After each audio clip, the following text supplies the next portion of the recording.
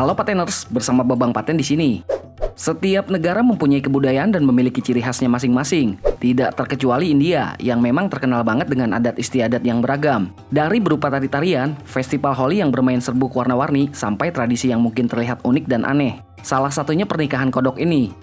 Pernikahan kodok ini sudah menjadi tradisi yang dilakukan oleh warga desa Bordolni yang berada di daerah Assam, India. Ritual pernikahan kodok ini dilangsungkan ketika musim kemarau panjang dan hujan tak kunjung datang. Pernikahan kodok ini dilangsungkan dengan maksud dan tujuan tertentu. Menurut kepercayaan warga setempat, pernikahan ini berguna untuk memanggil hujan. Sepasang kodok yang sudah terpilih akan diberi nama sesuai dengan kisah epos Ramayana. Yang jantan akan diberi nama Rama, sedangkan pasangan katak betinanya akan diberi nama Sinta. Setelah diberi nama, sepasang kodok ini akan melewati prosesi pernikahan tradisional Hindu, layaknya sepasang manusia. Sepasang kodok ini akan dimandikan, dibersihkan, dan diberi pakaian kain sari, dan juga dikalungi bunga. Bahkan, kodok-kodok ini juga diolesi sindor, make up khas India layaknya pengantin betulan.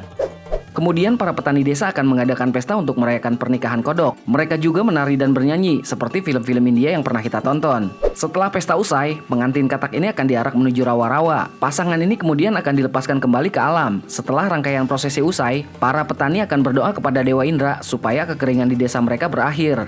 Nah, buat yang belum subscribe dulu channel ini secara gratis. Jangan lupa klik loncengnya. Juga like, comment, share ke media sosial kalian ya, agar channel ini terus berkembang.